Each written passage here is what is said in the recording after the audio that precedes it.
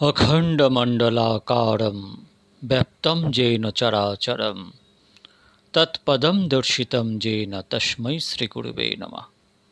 गुरुर्ब्रह्मा गुरुर्विष्णु गुरुर्देव महेश्वर गुरुर्साक्षात् परब्रह्म तस्मै श्रीगुरुवे नमः। नारायणं नमस्कृत्य नरं चैव नरोत्तमं देवीं सरस्वतीं व्यासं ततो जयमुदीरयेत्। कृष्णाय वासुदेवाय हरे परमात्मने प्रणतक्लेशनाशाय गोविन्दाय नमो नमः। नाम संकीर्तनं यस्य सर्वपापप्रणाशनं प्रणाम दुःखशमन्तं नमामि हरिं पदम। भक्तगण, आस्वादन करछि भागवत नवनीत। श्रीमद् भागवतम निगमकल्पतरुर्गलितं फलम। वेदरूपी कल्पवृक्षेर सर्वोच्च शाखाय अधिष्ठित प्रतिष्ठित सुपरिपक्व फल। वेद कत मधुर ता आमादेर पक्षे जाना सम्भव नय, किन्तु भागवत पढ़ले आमरा जानते पारी जे वेद कत मधुर, कत माधुर्यमण्डित, कत ऐश्वर्यमण्डित। भागवत श्रवण मंगल। भागवत श्रवण करलेई चक्रपाणि भगवान विष्णु हृदय मंदिरे एसे अवस्थान करें। भागवत এই कराल कलिकाल থেকে उद्धारेर तरणी स्वरूप। चलुन भागवत आस्वादन करा जाक। भागवतेर चतुर्थ स्कंधके आज के एगिए निये যাব। परमात्मा श्रीकृष्णेर हृदय तपस्यार निवासस्थान। तपस्याके भगवानेर हृदय मने करा हय। मानुष व्यतीत अन्य कोनो जीव तपस्या करते पारे ना। पशु पाखिर मध्य अतिशय अज्ञानता थाकाय तादेर स्वभाव संशोधन हय ना। जन्म थेके मृत्यु पर्यन्त पशुदेर स्वभाव एकई रकमेर थाके, किन्तु मानव जीवन ज्ञान बुद्धि प्रदान, ताई मानुष तार सहजात स्वभावके संशोधन करते पारे। बाल्यावस्थाय आपनार स्वभाव जेरूप छिलो आज तद्रूप नय। आपनी खूबी प्रेमेर संगे भागवत कथा श्रवण करुन। यदि भगवानेर नाम जप करें ताहले आपनार स्वभाव एखोनो संशोधित हबे, किन्तु पशुर स्वभाव कखनो संशोधित हबार नय। पशु काके बोले? जे मानुष निज शरीरकेई आत्मा मने करे से पशुतुल्य। शरीरकेई जे आत्मा मने करे सेई पशुतुल्य। शरीरेर सुखई आमार सुख जे व्यक्ति एरूप मने करे सेई व्यक्ति पशुतुल्य। आपनी महान ज्ञानी बोले विवेचित हबेन यदि आपनी अनुभव करें जे आमी शरीर नई। शरीर खाराप होले आमरा ता ठीक करे निते चेष्टा करे थाकी। सकल मानुषई इहा अवगत आछेन जे आमी मन नई। मन जखन कोनो पाप कार्य करते इच्छा करे तखन शुद्ध बुद्धि सेई पाप कार्य होते बिरत हवार जन्य प्रेरणा प्रदान करे थाके। विवेकवान मानुष ए कथा अवगत आछेन जे आमी मन नहि, तन नहि। शरीरेर सुख वस्तुत आमार सुख नय, केनना शरीर थेके आमी आत्मा भिन्न, आमी आत्मास्वरूप। तपस्या मानव शरीरेई हये थाके। बहु भाग से मानुष तन पावा, सुर दुर्लभ पुराण श्रुति गावा। मानव यदि तपस्या ना करें ताहले तार पतन हबार सम्भावना थाके। तप शब्दटीते उल्टो करले हय पथ अर्थात पतन। जे व्यक्ति कोनोरूप तपस्याई करें ना तार पतन हबार सम्भावना थाके। रोजई सामान्य हलेও तपस्या करा आवश्यक। स्वर्णेर शुद्धि जेरूप अग्निते हये थाके तद्रूप तपस्यार द्वारा मनेर शुद्धि हये थाके। दुःख एवं कष्ट सह्य करे भगवान के भक्ति करार नाम तपस्या। दुःख कष्ट के सह्य करुन। भगवान यदि आपनाके अनेक धनसम्पत्ति प्रदान करें तबुओ सेई धनसम्पत्ति द्वारा अतिशय सुखभोग करा उचित नय। অনেক মানুষ মনে করেন এই ধনসম্পদ আমি উপার্জন করেছি, এসব আমার, তাই আমি অতিশয় সুখ আরাম আয়াস কেন ভোগ করব না? আমার গৃহমধ্যে যা কিছু রয়েছে এসব তো আমার জন্যই। এরূপ ভাবনা রাখা ভুল।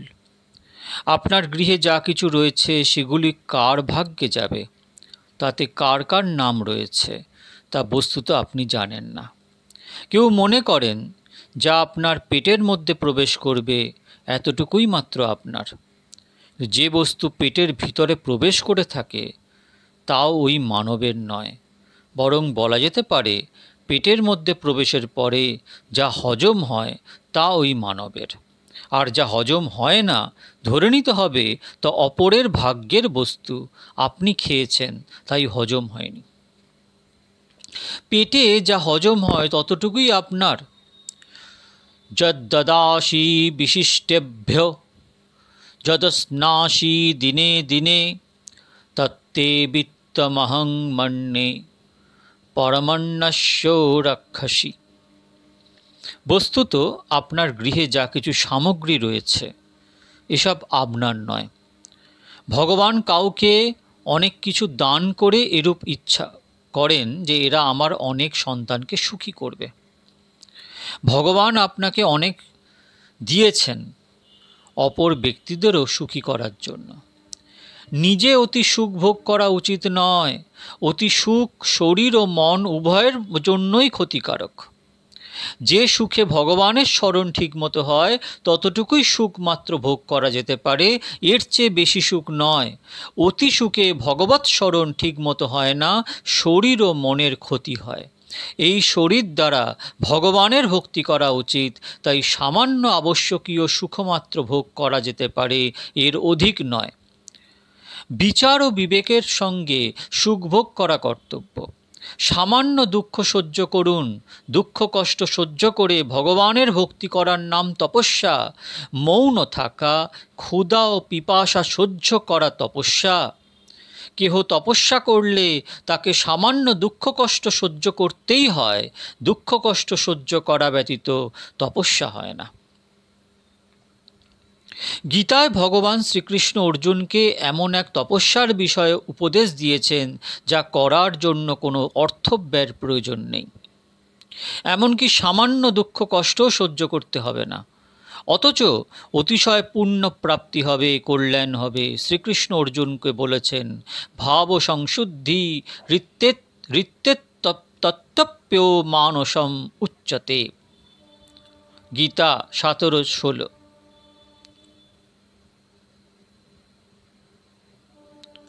ভাব সংশুদ্ধি ঋত্তেত্ব তপ্যো মানসম উচ্চতে। অর্থাৎ হে অর্জুন, সকলের সঙ্গে সদ্ভাব রাখো। সদ্ভাব রাখা মানসিক মহান তপস্যা। কোনো জীবের প্রতি কুভাব রাখা উচিত নয়। সৎ শব্দের অর্থ হলো ঈশ্বর, তাই সদ্ভাব রাখা মানে সকলের প্রতি ঈশ্বর ভাবনা রাখা। আপনার শরীরে যে ভগবান, সেই একই ভগবান সকলের শরীরেই রয়েছে। শরীর ভিন্ন ভিন্ন হলেও শরীরই অর্থাৎ আত্মা একই। যেমন একটি পুষ্পমালায় অনেক ফুল, কিন্তু সুতো একটি, তদ্রূপ এক ঈশ্বরই এই চিত্র বিচিত্র সংসারকে ধারণ করে আছেন। যদিও সকলের আকার ভিন্ন, তথাপি সবার মধ্যে ঈশ্বর তত্ত্ব একই। ভগবানকে দর্শন করার ইচ্ছা জাগ্রত হলে বাইরের আকার না দেখে প্রত্যেক আকারের মধ্যে যে ভগবান অবস্থান করছেন তাকে দর্শন করো। জীবে সম্মান দিবে জেনে কৃষ্ণ অধিষ্ঠান। বাহ্য রূপের প্রতি দৃষ্টি দিলে মনে বিকার উৎপন্ন হয়। তাই বাহ্য বস্তুতে দৃষ্টি না দিয়ে বস্তুর ভিতরে অবস্থানকারী ভগবানের প্রতি দৃষ্টি দিয়ে সকলের প্রতি সদ্ভাব রাখুন। সব কিছুতেই ভগবান আছেন, তাই জগতে সৌন্দর্যের আভাস হয়। ভাবগ্রাহী জনার্দন। সনাতন ধর্মে ক্রিয়ার চেয়ে ভাবের মহত্ব অনেক বেশি। ভাব মুখ্য, ক্রিয়া গৌণ। অনেক মানুষ ভগবানের সেবা পূজা করার পরে করজোড়ে প্রার্থনা করে বলে থাকেন, হে ভগবান কৃপা করো, আমার বালককে সুখী রাখো, আমার বালককে সুখী রাখো। এরূপ প্রার্থনা করা ঠিক, কিন্তু কোনো কোনো মানুষ ভগবানের নিকট এরূপ প্রার্থনা করে বলে, আমার সন্তানকে সুখী রাখো, আমার শত্রুর সর্বস্ব বিনাশ হয়ে যাক, এরূপ করো। এরূপ প্রার্থনা ঠিক নয়। ভাগবতের কথা শ্রবণ করে আজ থেকে নিশ্চয় করুন যে এই সংসারে কেউ আমার শত্রু নয়, কেউ কোনো ক্ষতি করেননি, কেউ দুঃখ দেননি। দুঃখের কারণ আমার প্রারব্ধ, আমার পাপ। কুভাবনা নিয়ে ধর্ম এবং সৎকর্ম করলেও তা অধর্ম। কোনো সৎকর্ম শুরু করার সময় ভগবানের সম্মুখে প্রতিজ্ঞা মন্ত্র পাঠ করতে হয়। অপক্রামন্ত ভূতানি পিশাচ্চাঃ সর্বত্র দিশম সর্বেষাং বিরোধেন ব্রহ্মকর্ম সমারভে। অর্থাৎ কেহ আমার শত্রু নয়, আমি কারো শত্রু নই, এই মন্ত্র অর্থ না বুঝে অনেকে পাঠ করেন। কোনো জীবের প্রতি আপনার মনে খারাপ বিচার থাকলে ওই জীবও আপনার প্রতি খারাপ ভাবনা রাখবে। যাকে আপনি শত্রু মনে করছেন তার ভিতরেও ওই ভগবান রয়েছে, যিনি আপনার মধ্যে। দেহ অনেক, ঈশ্বর অনেক নন, ঈশ্বর এক। সংসার ভাবময়। অপর লোকের প্রতি আপনি যেরূপ ভাবনা রাখবেন, তারাও আপনার ওপর তদ্রূপ ভাবনা রাখবে। কেদারনাথ তীর্থযাত্রী বৈষ্ণবগণ অবগত আছেন যে কেদারনাথের রাস্তায় গুপ্তকাশী নামক একটি প্রসিদ্ধ স্থান রয়েছে। গুপ্তকাশী থেকে একটি রাস্তা উশি মঠের দিকে গেছে। শীত ঋতুতে সেখানে বরফ পড়ে এবং এতই ঠান্ডা যে ভগবান কেদারনাথের মূর্তির স্বরূপকে তখন উশি মঠে রাখা হয়, আর বদ্রীনাথের মূর্তি স্বরূপকে তখন যোশী মঠে রাখা হয়। বানাসুরের কন্যা উষা দেবীর রাজমহল ছিল সে স্থানে, তাই ওই স্থানকে উশি মঠ বলা হয়। উশি মঠের পাশে ৩-৪টি পাহাড় রয়েছে পাশাপাশি, ফলে ওখানে কোনো শব্দ করলে তার প্রতিধ্বনি হয় এবং প্রতিধ্বনিরও প্রতিধ্বনির সৃষ্টি হয়। শান্ত পরিবেশ, সেখানে দাঁড়িয়ে কোনো মানুষ কোনো শব্দ উচ্চারণ করলে প্রথমে প্রতিধ্বনির সৃষ্টি হয়, তারপর সেই প্রতিধ্বনি অপর পাহাড়েও প্রতিধ্বনি সৃষ্টি করে। কেহ যদি সেখানে দাঁড়িয়ে বলেন গঙ্গে হর, তাহলে প্রথমে প্রতিধ্বনি ফিরে আসবে গঙ্গে হর গঙ্গে হর গঙ্গে হর শব্দ হয়ে। তারপর প্রতিধ্বনি হতে পুনঃপ্রতিধ্বনি হবে অপর পাহাড় থেকে। একবার যদি কেউ গঙ্গে হর বলেন, তাহলে ২-৩ বার গঙ্গে হর প্রতিধ্বনি হয়ে থাকে। কেউ যদি বলেন তোমার সর্বস্ব বিনাশ হোক, তাহলে ২-৩ বার ওই শব্দটি প্রতিধ্বনিত হবে। অর্থাৎ যেরূপ ধ্বনি করা হবে তদ্রূপ প্রতিধ্বনি হবে। জগতে আপনি অন্যের প্রতি যেরূপ ভাবনা রাখবেন, অপর ব্যক্তিও আপনার প্রতি তদ্রূপ ভাবনা রাখবে। কেননা সংসার ভাবময়, তাই কারোর প্রতি মন্দ বিচার বা ভাবনা রাখা উচিত নয়। কারোর প্রতি মন্দ শব্দ প্রয়োগ করাও উচিত নয়। সদ্ভাবে সৎকর্ম সফল হয়ে থাকে। সনাতন ধর্মে ক্রিয়ার চেয়ে হৃদয়ের ভাবনাকে অধিক গুরুত্ব দেওয়া হয়ে থাকে। এক চোর চুরি করার উদ্দেশ্যে বের হলো। রাস্তায় সত্যনারায়ণের মন্দির। চোর মন্দিরে প্রবেশ করে সত্যনারায়ণ ভগবানকে বন্দনা করে মানত করে বলল, হে সত্যনারায়ণ ভগবান, আর চুরি করতে গিয়ে 25-30 হাজার টাকা পেয়ে গেলে সাধু ব্রাহ্মণকে খাওয়াবো, 1.25 মণ হালুয়া প্রস্তুত করে তোমার পুজো করব। ঘটনাক্রমে সেই ওই দিনের চুরিতে 25-30 হাজার টাকা পেয়ে গেল। তাই খুশিতে সে অনেক সাধু ব্রাহ্মণকে ভোজন করালো, 1.25 মণ হালুয়া তৈরি করে সত্যনারায়ণের পূজা করল। চোর চুরি করে ওই অর্থ দ্বারা সত্যনারায়ণের পূজা করলে সেই পূজাতে ভগবান প্রসন্ন হবেন কি? সত্যনারায়ণের পূজা করা তো ধর্ম, কিন্তু চুরির অর্থে পূজা করলে ভগবান তা স্বীকার করবেন কি? শাস্ত্রে আছে দেবভূতভৃত্বা যজেদ দেবম। দেবতার মতো হয়ে দেব পূজার অধিকারী হতে হয়, তবেই দেবতা পূজা গ্রহণ করে।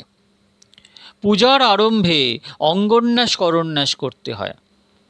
শরীরের প্রতি অঙ্গে ভগবানকে স্থাপন করতে হয়। চোর যে সত্যনারায়ণের পূজা করল, সত্যের প্রতি ভগবানের প্রতি প্রেম ও শ্রদ্ধা নিয়ে করেননি। ভগবানকে মাধ্যম করে চুরি করার জন্য পূজা করেছেন। সত্য প্রভুর প্রতি প্রেম এবং শ্রদ্ধা থাকলে সে কখনো চুরি করতে পারত না। চোর ভগবানের প্রসন্নতার জন্য সেই পূজা করেননি। অসৎ উদ্দেশ্য পূর্ণ করার জন্য কুভাবনা নিয়ে ধর্মকাজ করা সত্ত্বেও তা অধর্ম বলেই গণ্য হবে, কেননা পূজা ধর্মকাজ হলেও উদ্দেশ্য ভাবনা অসৎ ছিল। ধর্মকর্মে ভাবই মুখ্য, ক্রিয়া গৌণ, তাই সবার প্রতি মনে সদ্ভাব রাখুন, কুভাবনা পরিত্যাগ করুন। চতুর্থ স্কন্ধের প্রথম দিকে ধর্মপ্রকরণ। এই ধর্মপ্রকরণে দক্ষ প্রজাপতির যজ্ঞ করার বিষয়ে বর্ণনা রয়েছে। যজ্ঞ করলে যজ্ঞকারীর কল্যাণ হয়, কিন্তু দক্ষ প্রজাপতির যজ্ঞে যজ্ঞ করার সময় সম্ভব সদ্ভাবনা না থাকায় তার গৃহের সব বিনাশ হয়ে গেল। ক্রিয়া দক্ষ দক্ষ ক্রতুপতির ধীশস্তনুভৃতাম ঋষীনামার্তিজং শরণৎ সদস্বাসুরগণা ক্রতুভ্রশস্তু ক্রতুফলো বিধান ব্যবোশনীন ধ্রুবং কর্তু শ্রদ্ধা বিধুরম অবিচারায় হি মখা। শ্রী শিব মহিমা স্তোত্রমে আছে। ক্রিয়া দক্ষ দক্ষ ক্রতিপতিরধীশস্তনুভৃতাম ঋষীনামার্তিজং শরণদ সদস্যাসুরগণা ক্রতুরস্যস্ত ক্রতুফল বিধান ব্যবসীন ধ্রুবং কর্তু শ্রদ্ধা বিদুরম অবিচারায় হি মখা। দক্ষ প্রজাপতি ভগবান শঙ্করের প্রতি দুর্ভাবনা রেখেছিলেন। কোনো জীবের প্রতি, এমনকি কোনো জড়বস্তুর প্রতি কুভাবনা রাখলে তার কল্যাণ হতে পারে না। আর দেবাদিদেব মহাদেবের প্রতি কুভাবনা রাখলে তার কল্যাণ হতেই পারে না। আসলে দক্ষ প্রজাপতি হয়েও শিব তত্ত্ব জানতেন না। শিবের প্রতি তিনি মন্দ শব্দ প্রয়োগ করেছিলেন, শিবের নিন্দা করেছিলেন। তবে ভাগবতের এক বিখ্যাত টিকাকার শ্রীধর স্বামী এই বিষয়টি অন্যভাবে ব্যাখ্যা করেছেন। এখন থেকে প্রায় 700 বৎসর পূর্বে গঙ্গার তীরে ভগবান শ্রী মাধব রায়ের দর্শন করে শ্রীধর স্বামী ভাগবতে সেই টিকা লিখেছিলেন। অতি প্রাচীন, অসাধারণ সেই টিকা। টিকা লেখার সময় কোনো স্থানে সংশয় উপস্থিত হলে ভগবানকে প্রার্থনা করে তিনি জিজ্ঞাসা করতেন, ভগবান আমি কি লিখব, কিভাবে বর্ণনা করব? তাঁর টিকায় যে স্থানে তিনি অয়ং ভাব ইদো মাত্র অবধেয়ম লিখেছেন, তা ভগবানের প্রেরণাতে লিখেছেন বলে তিনি উল্লেখ করেছেন। তা তিনি নিজ বুদ্ধিতে লেখেননি, বরং ভগবানের নির্দেশ অনুসারে লিখেছেন। দক্ষ প্রজাপতি শিব তত্ত্বকে জানতেন না বলেই তিনি শিব নিন্দা করেছেন। কিন্তু শ্রীধর স্বামীর মতে দক্ষ প্রজাপতি শিবনিন্দা নয়, শিবের স্তুতি করেছেন। এরূপ অর্থ করেছেন তিনি। বাস্তবস্তয়োমর্থা। যারা এই মতকে সমর্থন করেন তারাও বর্ণনা করে বলেন যে শিবনিন্দা মহাপাপ। শুধু তাই নয়, শিব নিন্দার সময় বক্তা এবং শ্রোতাকেও পাপ স্পর্শ করে থাকে। দক্ষ প্রজাপতি শিবের সম্বন্ধে বলেছেন, শিব শ্মশানবাসী, তিনি ভূতের প্রভু। শ্রীধর স্বামীর সমর্থনকারী টিকাকারগণ বলেন যে ইহা পরম সত্য যে এই সংসারই শ্মশান তুল্য। সুখদেব মহারাজ বর্ণনা করে বলেন যে শ্মশানং ইদং জগৎ পরম শিবভক্ত শ্রী পুষ্পদন্ত বলেন, শ্মশানেশ্য ক্রীড়া স্মরহর পিশাচ সহচরাশ্চিতা ভস্যা লেপ স্রগপি নৃকরটি পরিকরা অমঙ্গলং শীলং তব ভবতু নামৈব অখিলং তথাপি স্মৃতিনং বরদ পরমং মঙ্গলোমসি। শ্মশান হয় গ্রামের বাইরে কোনো স্থানে। মনুষ্য শরীর শ্মশান তুল্য, কেননা মানুষের শরীরের সদা অনেক সূক্ষ্ম জীবাণুর মৃত্যু হচ্ছে। জীব শ্মশানবাসী, এর অর্থ হল জগতের অণুপরমাণুতেও শিবতত্ত্ব মিশে আছে। দক্ষ প্রজাপতি শিবকে বন্দনা করে, শিবকে লক্ষ্য করে বলেন যে শিব ভূত প্রেতের প্রভু। এ বিষয়ে ব্যাখ্যাকর্তা ব্যাখ্যা করে বলেন যে পৃথিবী, জল, তেজ, বায়ু, আকাশ, এই পঞ্চতত্ত্বের প্রকৃত প্রভু শিব। কাশীতে বিশ্বনাথের মন্দির রয়েছে, বিখ্যাত শিব মন্দির, জ্যোতির্লিঙ্গ দেবতা। সমগ্র বিশ্বের প্রভু বা নাথ শিব, তাই শিবের এক নাম বিশ্বনাথ। আর বিশ্ব বা জগৎ মানেই শুভ অশুভ, পবিত্র অপবিত্র, এই দুয়ের মিশ্রণ। জগতের সব কিছু মন্দ নয়, আবার সব কিছু ভালোও নয়। শুভ অশুভ দুয়ের মিশ্রণেই এই জগৎ। জগতে বিষ এবং অমৃত দুই রয়েছে, এ সবেরই মালিক বা প্রভু শিব শম্ভু। শাস্ত্রে বর্ণনা রয়েছে যে চিতাভস্য অপবিত্র পদার্থ, তা স্পর্শ করলে স্নান করতে হয়। চিতাভস্যের মতো অপবিত্র বস্তু আর কিছু নেই, আর গঙ্গা জলের সমান পবিত্র পদার্থ আর নেই। শিব তার মস্তকে গঙ্গাকে ধারণ করেন এবং শ্রীঅঙ্গে চিতাভস্য লেপন করেন। উজ্জয়িনীতে মহাকাল শিব মন্দির অত্যন্ত প্রসিদ্ধ। শিব কালেরও কাল, তাই মহাকাল, তিনি মৃত্যুঞ্জয়। সেখানে প্রাতঃকাল 4টের সময় মহাকালের ভস্য পূজা হয়। সেই পূজা দর্শনে অত্যন্ত আনন্দ লাভ হয়ে থাকে। প্রাতঃকালে মহাকালের অভিষেক করা হয়, তারপর প্রথমে চিতাভস্য অর্পণ করা হয়। শিবের স্পর্শমাত্রই চিতাভস্য পবিত্র হয়ে যায়। শিব মানেই মঙ্গল, তিনি সদাই মঙ্গলময়। শাস্ত্রে বর্ণনা রয়েছে যে কাম অমঙ্গল, কাম সকলের শত্রু, কাম সবাইকে ঠকায়, দুঃখ দেয়, কিন্তু অজ্ঞানের জন্য মনে হয় কাম বন্ধু, সুখ প্রদানকারী। আসলে কাম না স্ত্রীকে না পুরুষকে সুখ প্রদান করে। কাম শরীর এবং মন উভয়কে খারাপ করে, শক্তিকে ক্ষয় করে। শত্রু হওয়া সত্ত্বেও তা বন্ধুর মতো মনে হয় বলে ঋষিগণ কামকে অমঙ্গল বলেছেন। কাম যাকে স্পর্শ করেনি তার অমঙ্গল হয় না। ভগবান শিবকে কাম কখনো স্পর্শ করতে পারে না। একবার কাম শিবের কাছে পৌঁছেছিল। শিব চক্ষু খোলা মাত্র কাম ভস্মীভূত হয়ে গেল। কেহ বলেন শিবের ক্রোধে কাম ভস্ম হয়েছিল, তা ঠিক নয়। ভগবান শঙ্করের মস্তকের ওপর গঙ্গাজি, তাই কখনো শিবের ক্রোধ আসে না। যদি কখনো তার ক্রোধ উৎপন্ন হয় তাহলে সমগ্র জগৎ বিনাশপ্রাপ্ত হয়ে যাবে। ভগবান শঙ্করের তেজ কাম সহন করতে পারেননি, ভস্ম হয়ে গেলেন। শিব সদা পূর্ণ নিষ্কাম, তাই তিনি মঙ্গলময়। শিবের স্পর্শে চিতাভস্য পরম পবিত্র হয়ে ওঠে। ভগবান শঙ্করকে চিতাভস্য অর্পণ করার পরে সাধুসন্ত ব্রাহ্মণ সকলে সেই ভস্যকে প্রসাদ রূপে মস্তকে ধারণ করেন। সংসারে বিষ এবং অমৃত, জীব এবং জগৎ সব কিছুর আধার অধিষ্ঠান শিব শম্ভু, তাই তিনি বিশ্বনাথ। জীবের নিকট সকলের অবাধ প্রবেশ, সদা তার দরবার উন্মুক্ত, কখনো বন্ধ হয় না। তার নিকটে যাওয়ার দরজা কখনো বন্ধ হয় না। শিব মন্দিরে পর্দা থাকে না। শাস্ত্রে বর্ণনা রয়েছে পর্দা মায়ার স্বরূপ। যেখানে মায়া সেখানে পর্দা রাখতে হয়।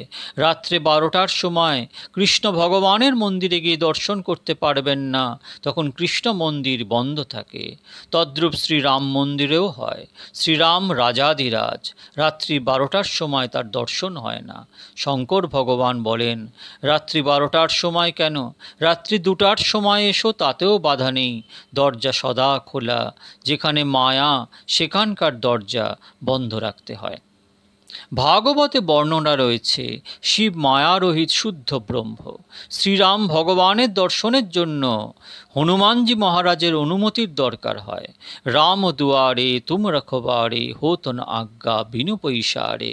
হনুমান মহারাজ জিজ্ঞাসা করেন, প্রত্যেক স্ত্রী শরীরে মাতৃভাব রাখো কি না, মাতা পিতার সেবা করো কি না, ধর্ম মর্যাদা রক্ষা করো কি না। তা মেনে চললেই হনুমানজি মর্যাদা পুরুষোত্তম পরমাত্মার দরবারে প্রবেশের অনুমতি প্রদান করেন। তাই দেখা যাচ্ছে ভগবান শ্রীকৃষ্ণ শ্রীরামের দরবারে সকলের প্রবেশ অধিকার নেই, অধিকারী হওয়া আবশ্যক। কিন্তু শঙ্করজির দরবারে দেব ঋষি, সাধারণ মানুষ, এমনকি রাক্ষস ভূত প্রেত সকলের জন্য সদা প্রবেশ অধিকার রয়েছে। মথুরায় ভূতনাথ মহাদেবের মন্দিরে ব্রাহ্মণ পূজারীরা বলেন রাত্রে 12টার পরে সেখানে ভূত প্রেত আসে। ভূত প্রেতরা যাবে কোথায়? যে সকল জীব অত্যন্ত পাপ কর্ম করে থাকে তাদের প্রেত যোনিতে জন্মানো হয়। অত্যন্ত পাপী ব্যক্তি এবং প্রেত দুই সমান। অত্যন্ত পাপী ব্যক্তিকে কেউ দর্শন করতে ইচ্ছা করে না, তদ্রূপ প্রেতকেও। কিন্তু শিবের কাছে সদা সকলের আগমনের ও দর্শনের কোনো বাধা নেই, কোনো অনুমতির আবশ্যকতা নেই। শঙ্কর ভগবানের পূজা অত্যন্ত সরল। শিব কখনো সাজসজ্জা করেন না, তথাপি তিনি অতি সুন্দর। তিনি সত্যস্বরূপ, সুন্দর স্বরূপ, সত্যম শিবম সুন্দরম। তার সাজসজ্জা করার কোনো প্রয়োজন নেই।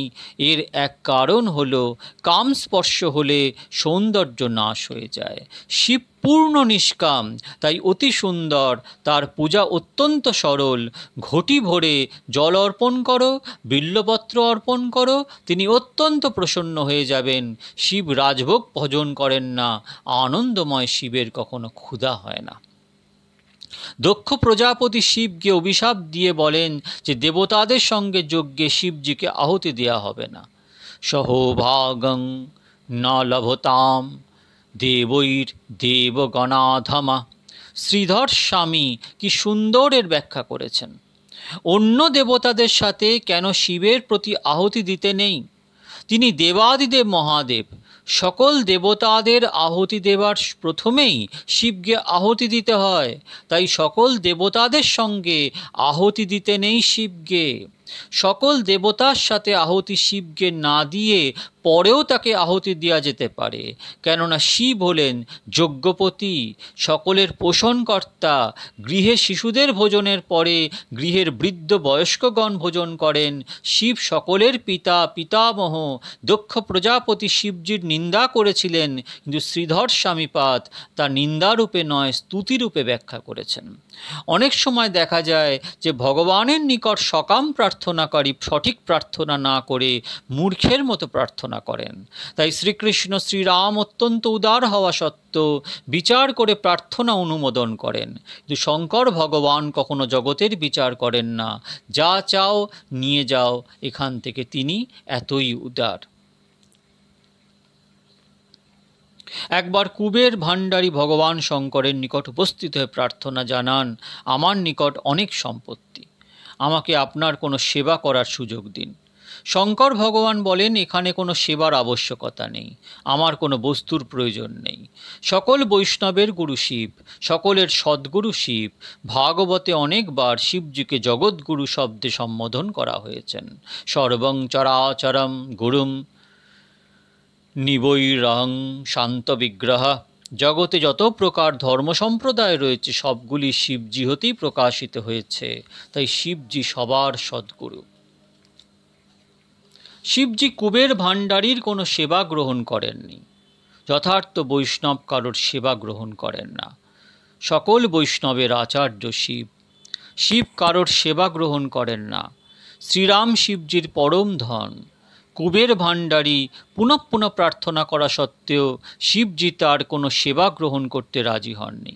তখন কুবের ভাণ্ডারী পার্বতী মাতাকে বারবার প্রার্থনা করে বলেন, আমাকে কোনো সেবার সুযোগ দান করুন। দীর্ঘদিন যাবৎ পুনঃ পুনঃ অনুরোধ করায় পার্বতী মাতার দয়া হলো। পার্বতী মাতা কুবেরকে বলেন, তোর নিকট এত সম্পত্তি, স্বর্ণের একটি রাজমহল প্রস্তুত কর, শিবজিকে রাজি করাতে চেষ্টা করব। কুবের খুবই আনন্দিত হয়ে স্বর্ণের রাজমহল প্রস্তুত করলেন। গ্রন্থে বর্ণনা রয়েছে শিব ব্রহ্ম, পার্বতী ব্রহ্মবিদ্যা। ব্রহ্মবিদ্যার অধীন। তাই পার্বতী মাতার আগ্রহ শিবজি স্বীকার করে নেন। ভগবান শঙ্কর অধিকাংশ সময় সমাধিতে থাকেন। সমাধি হতে বুথিত হলে মাতা পার্বতী আধ্যাত্মিক তত্ত্বকথা জিজ্ঞাসা করলে শিবজি তার জবাব দান করেন।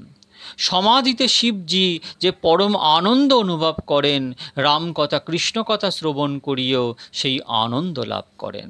তাই পার্বতী মাতা শঙ্কর ভগবানের খুবই প্রিয়। পার্বতী মাতা শিবজিকে বলেন যে আপনি স্বয়ং আনন্দস্বরূপ। বৃক্ষতলে শ্মশানে আপনার একরূপ আনন্দ। ভক্ত কুবের খুবই আগ্রহ নিয়ে আমাদের জন্য স্বর্ণের রাজমহল তৈরি করেছে, কিছুদিন সেখানে অবস্থান করুন। শিবজি প্রথমে রাজি না হলেও পার্বতী মায়ের অনুরোধে রাজি হলেন। রাজমহলে বাস্তু পূজা করা হয়নি। এসব কথা চলছিল উভয়ের মধ্যে। ওই সময় রাবণ শঙ্কর ভগবানের পূজা করতে এসেছিল। রাবণ ব্রাহ্মণ, বেদ অধ্যয়ন করেছিল। শিবজি জিজ্ঞাসা করেন, তুমি বাস্তু পূজা করতে পারো? রাবণ বলে, আমি বাস্তু পূজা করতে পারি, আমি এই বাস্তু পূজা করতে আগ্রহী। শঙ্কর ভগবান হলেন যজমান, রাবণ হলেন পুরোহিত। বাস্তু পূজা সুসম্পন্ন হল। শিবজি রাবণকে জিজ্ঞাসা করেন, পুরোহিত তোমার দক্ষিণা চেয়ে নাও। রাবণ মহালোভী স্বর্ণের রাজমহল দেখে তার বুদ্ধিভ্রষ্ট হয়ে গেল। মনে মনে তার ইচ্ছা হলো, এই রাজমহল আমার চাই। তিনি শিবজিকে বললেন, পুরোহিতের দক্ষিণারূপে এই রাজমহল আমাকে দিয়ে দিন। শিবজি স্মিত হাস্য করে পার্বতীর দিকে তাকালেন। পার্বতী মাতাও পরম দয়ালু। তিনি বললেন, ব্রাহ্মণের পুত্র, পাওয়ার জন্য অত্যন্ত আগ্রহী। আমাদের কাছে স্বর্ণের রাজমহল আর শ্মশান সমতুল্য। রাবণ খুব খুশি হলেন। তার লোভ আরও বৃদ্ধি হয়ে বুদ্ধি একেবারে ভ্রষ্ট হয়ে গেল। রাবণ ভাবল, এমন দয়ালু, উদার এবং সরল আর কোথায় পাব? এই সুযোগে আরও কিছু পেতে হবে। রাবণ বলল, প্রভু, স্বর্ণের রাজমহল তো আপনারা দিয়েই দিলেন, অপর একটি দান চাইলে দেবেন কি? ভোলা ভালা শঙ্করজি বলেন, যা ইচ্ছা পেতে পারো। দুষ্ট রাবণ বলল, প্রভু, এই পার্বতীজি অত্যন্ত সুন্দরী, একে আমাকে দিয়ে দিন। শিবজি স্মিত হাস্য করে বলেন, তোমার যখন খুবই ইচ্ছা তখন নিয়ে যাও। পার্বতীজিকে দিয়ে দিলেন। জগতের ইতিহাসে শিবজির মতো উদার কেউ নেই, রাবণের মতো দুষ্ট কেউ নেই। মাতা পার্বতী আশ্চর্য হলেন, আমার স্বামী কেমন সরল ভোলাভালা, আমাকেও দান করে দিলেন। মাতাজি তো রাবণের সাথে যাবার জন্য ইচ্ছুক নন। পার্বতী মাতা ব্রহ্মবিদ্যার স্বরূপা। তিনি রাবণের গৃহে গমন করলে রাবণের মৃত্যু হবে না, অমর হয়ে যাবে, তাই দেবতাগণ পর্যন্ত চিন্তিত হলেন। পার্বতী মাতা গোপাল কৃষ্ণকে স্মরণ করলেন। গোপাল কৃষ্ণ অতি সরল, সামান্য মাখন মিশ্রিতে খুব খুশি, কিন্তু তার জন্য একটি স্বরূপ হলো দুষ্টের জন্য, ধর্ম রক্ষার জন্য অত্যন্ত সুচতুর। এমন ছলনা করার মতো বুদ্ধিমান সংসারে আর কেউ নেই। পার্বতী মায়ের স্মরণে গোপাল কৃষ্ণ এক গোপাল বালক বেশে রাবণের কাছে এসে রাবণের বড় প্রশংসা করতে লাগলেন। রাবণ অত্যন্ত অভিমানী। প্রশংসা শুনে অভিমানী ব্যক্তিদের অজ্ঞানতা আরও বৃদ্ধি পায়। গোপাল কৃষ্ণ গোয়ালার বেশে রাবণকে বললেন, আপনি বড় বীর, কোথাও আপনার পরাজয় হয়নি, আপনি কাকে নিয়ে যাচ্ছেন? রাবণ খুশিতে বললেন, শিবজি আমাকে স্বর্ণের রাজমহল দিয়েছেন আর পার্বতীকেও দিয়ে দিয়েছেন, এখন আমি অমর। তা শুনে গোপাল বালক খুব হাসতে লাগলেন। রাবণ জিজ্ঞাসা করল, এত হাসছ কেন? গোপাল বললেন, ইনি পার্বতী নন, পার্বতীর এক দাসী। শিবজি পার্বতীকে দিতে পারেন? মাতা পার্বতীর শ্রীঅঙ্গ থেকে কমলের সুগন্ধ বের হয়। তার শ্রীঅঙ্গে মলমূত্র রক্তমাংস নেই। তিনি ব্রহ্মবিদ্যা স্বরূপিণী, শিব ব্রহ্মস্বরূপ। রাবণের বুদ্ধি ভ্রষ্ট হয়ে গেল। মাতা পার্বতী নিজ শরীর হতে দুর্গন্ধ নির্গত করলেন। রাবণের সঙ্গে যাবার ইচ্ছা ছিল না বলে রাবণ বলতে লাগলো, সত্যিই তো সুগন্ধ কোথায়, দুর্গন্ধ আসছে। গোপাল বেশধারী বালকৃষ্ণ বললেন, শীঘ্র পরিত্যাগ করুন পার্বতীর দাসীকে। পার্বতী মাতাকে তো শঙ্কর ভগবান পাতালে রেখে দিয়েছেন। রাবণ মূর্খ তো ছিলই, এখন আরও মূর্খামি করে মাতাজিকে ছেড়ে দিয়ে চলে গেল। শিব মহিমা এবং শিব মন্দির সম্বন্ধে বর্ণনা প্রসঙ্গে দক্ষিণ ভারতে অবস্থিত গোকর্ণ মহাবালেশ্বর মন্দিরটির কথা উল্লেখ করতে হয়। যে সকল বৈষ্ণব দক্ষিণ ভারতে যাত্রা করেছেন তারা নিশ্চয়ই এই প্রসিদ্ধ মন্দির সম্বন্ধে অবগত আছেন। বলা হয়, ওই মন্দিরের শিবলিঙ্গ ভগবান শঙ্করের আত্মস্বরূপ। ভাগবতের দশম স্কন্ধের উত্তরার্ধে উল্লেখ আছে, বলরামজি তীর্থযাত্রার সময় দক্ষিণ ভারতে অবস্থিত গোকর্ণ মহাবালেশ্বর শিবজিকে দর্শন করতে গিয়েছিলেন। এই গোকর্ণ মহাবালেশ্বর থেকে ৩-৪ মাইল দূরে দৈপায়নী জগদম্বা পার্বতী মায়ের মন্দির রয়েছে। শোনা যায় এই স্থানে শ্রীকৃষ্ণ রাবণকে ছলনা করে পার্বতী মাকে রাবণের নিকট থেকে ছাড়িয়ে পরে মূর্তির স্বরূপে মাকে সেখানে স্থাপন করে সহস্তে তার পূজা করেন। মাতাজি শ্রীকৃষ্ণকে আশীর্বাদ প্রদান করেন। বর্ণিত ঘটনা থেকে বোঝা যায় যে শিবের মতো এমন উদার কোনো দেবতা নেই, হবার সম্ভাবনাও নেই। তথাপি দক্ষ প্রজাপতি শিবের নিন্দা করে মন্দ শব্দ প্রয়োগ করেছিলেন, কেননা তিনি শিবতত্ত্ব জানতেন না। ভক্তগণ, ভাগবতের কথা আজকে এখানেই শান্ত করছি। পরের দিন এই ভাগবতীয় বার্তাকে আরও এগিয়ে নিয়ে যাব। আপনারা ভালো থাকবেন, ভাগবত শ্রবণ করুন। পরম পূজ্য সন্ত শ্রীরামচন্দ্র কেশব ডোংরেজি মহারাজের এ এক অসাধারণ প্রবচন। আপনারা ভালো থাকবেন। হরে কৃষ্ণ, কৃষ্ণ কৃষ্ণ হরে হরে, হরে রাম, রাম রাম হরে হরে। নিতাই গৌর হরি বল।